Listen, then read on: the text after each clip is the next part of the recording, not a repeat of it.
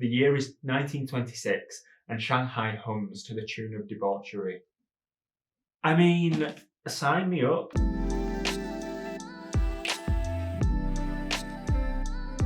Hello, my name's Andrew, welcome back to my channel. In today's video, I wanted to talk about some books that I haven't read yet that I think will be 5-star reads. And the reason for this is because by now I should have uploaded my reading vlog of The Burning God. And that for me was a 5-star read. That entire series was a 5-star read. So naturally, I am on the lookout for my next one. And I've got quite a few books on my TBR that I think have 5-star potential, but obviously I've not read them yet, so I don't know. So I thought it would be good just to do a little video on books that I think will be 5-star reads. And then when I get around to reading them, I'll refer back to this and see if I was right or wrong. Now, I have tried to pick books from across different genres, but if I'm being brutally honest, I am a fantasy hoe, and a lot of these are fantasy based because that's just, you know, that's my vibe, that's who I am, that's what I like to deal with. So yeah, if we're being honest, a lot of this list will be fantasy. But the thing with fantasy is I often find it can go one of two ways. It can either be really good and I really enjoy it, i.e. the poppy war, or be something that I dislike completely and do not want to give the time of day a court of thorns and roses. Anyway, without further delay, I think we should start with the first book, which is actually my current read. So this is Law by Alexandra Bracken. And I don't know if I've mentioned this, but I am a Greek mythology slut. Like, ever since being a kid, I have absolutely loved Greek mythology and just found it super interesting and fascinating. And that has definitely shown in a lot of my previous 5-star reads. We're talking Piranesi, we're talking Song of Achilles, we're talking Circe. Like, there has been a few that, I mean, shout out to Madeline Miller for killing the Greek mythology retelling game, because I need another one. I want a Medusa one. I want just Madeline Miller. If you could write just so many more books, I would be forever grateful, because you're amazing. Anyway, back to Law. So yes, this one, the reason I think this will be a 5-star read is because the plot really seems to appeal to me. So I'm currently reading this with Charlotte, or also known as Fall Into Fiction. I met Charlotte through Instagram and she also has a YouTube channel. So I will link to both of those in the description. But essentially we were looking for something. I just finished The Burning God and needed something. And she is currently in a bit of a slump, so we decided we'd read this together and then see how we sort of enjoyed it. I mean, I'm only like, I don't even think I'm a full chapter in just yet, so I will just go off what the premise says. And essentially, there are a group of gods that are punished by Zeus every 7 years, and they are sent down to Earth to live as mortals for a week, so for 7 days. And during that time, if you kill that god, you then become that god. It reminds me kind of like the Hunger Games type vibe, where there's like the clock's ticking and people are getting killed and there's kind of like a hunt going on. And as I am a big Hunger Games fan and I love Greek mythology, and it just, I don't know, it seems really appealing. Anything with Medusa on the front will instantly sort of pique my interest because I love Medusa. Underrated queen.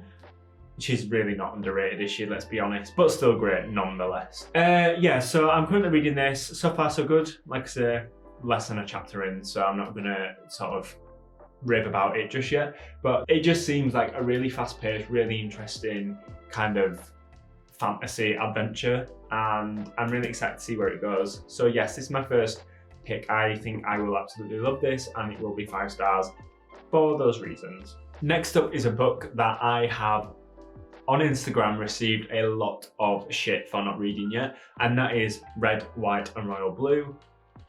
Yeah, Red, White and Royal Blue by Casey McHuston.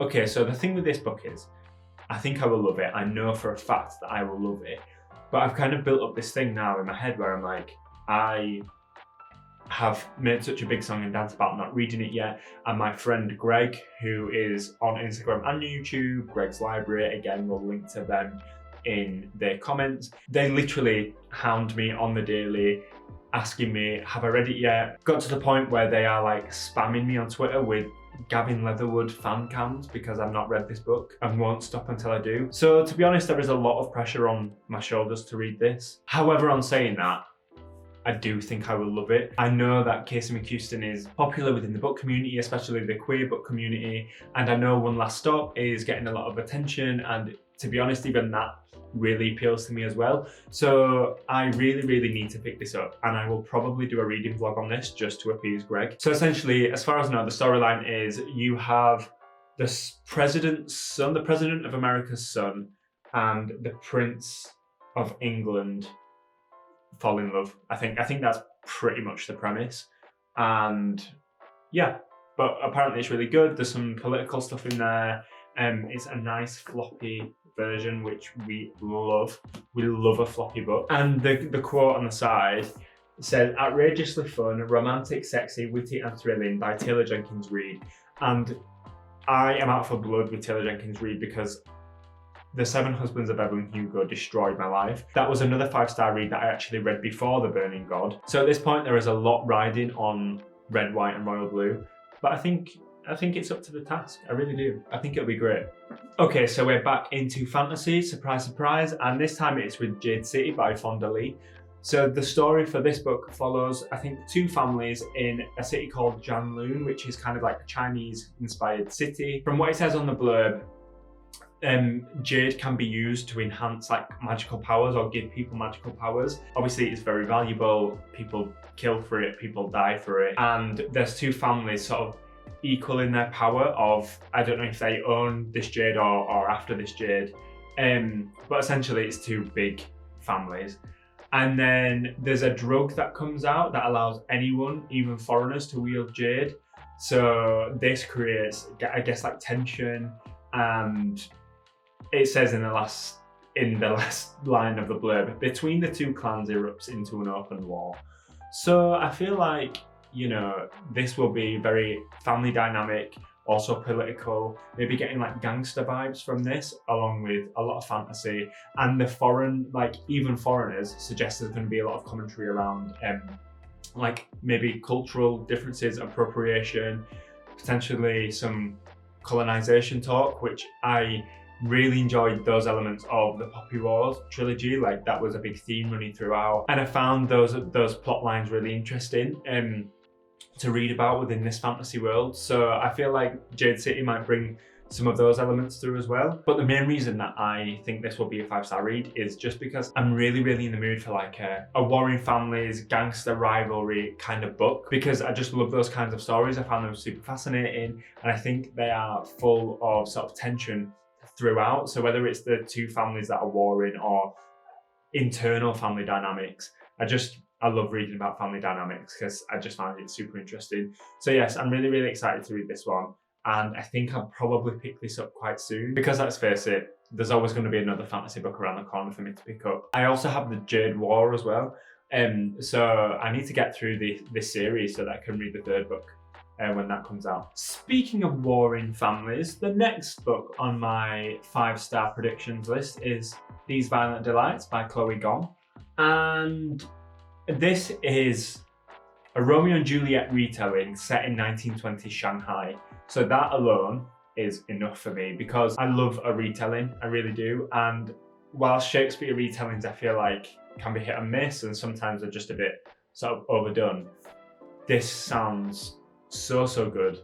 And I often prefer Romeo and Juliet retellings than I do to actual Romeo and Juliet. And the setting for this just sounds amazing. And I just cannot wait for this.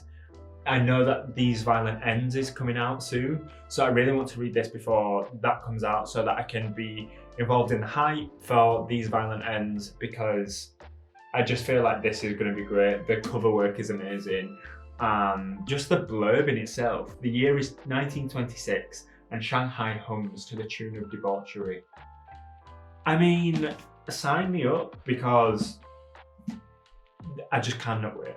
So yeah, for a lot of the same reasons that I said about Jade City, in that the family dynamics and the internal politics and the external politics of warring families, we all know the storyline to Romeo and Juliet. and I'm really interested to see how Chloe Gong takes that on, and if she will be true to the ending of the story, or if there will be more, because I don't know if These Violent Delights follows Romeo and Juliet, and then These Violent Ends kind of tails off, or the entire series is Romeo and Juliet. I don't know.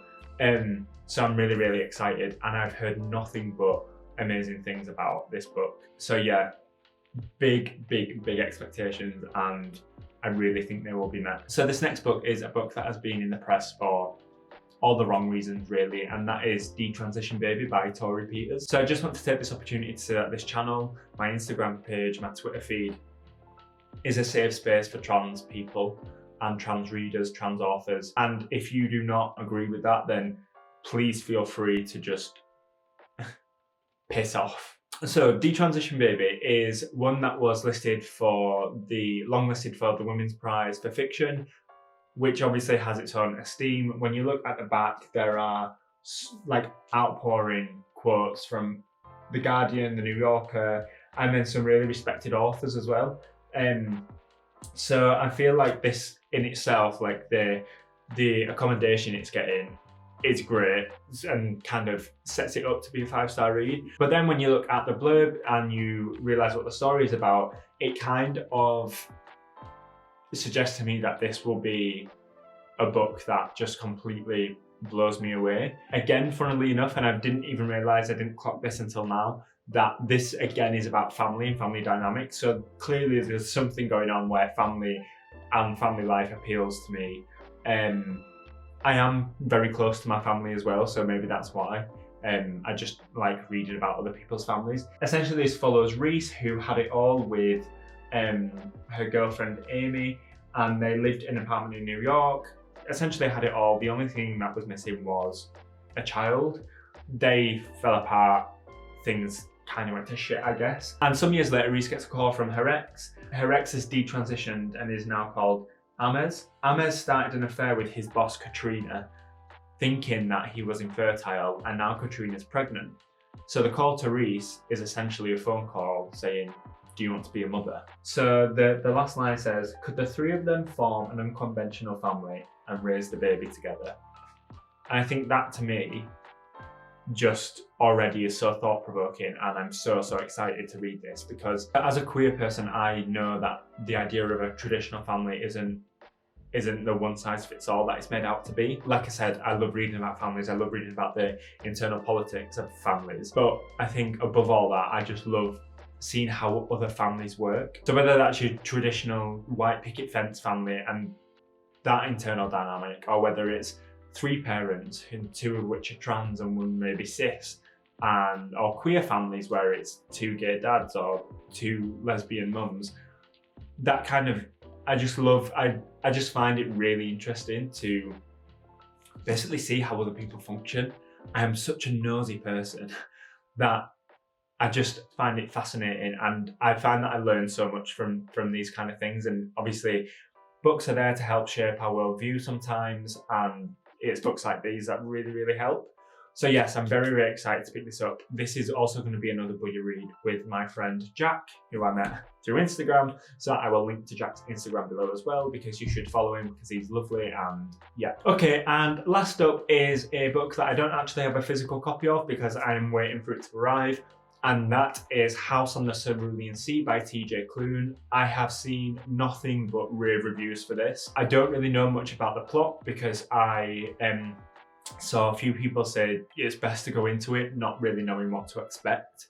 So I have left it that way. The only thing that I know about it is it's queer. Do you know when everyone is talking about a certain book and you've not seen a single bad word about this novel? And you're just like, I don't even need to know what it's about, I just need to read it. That's how I feel with House on the Cerulean Sea. So I'm very excited to get my copy and begin reading.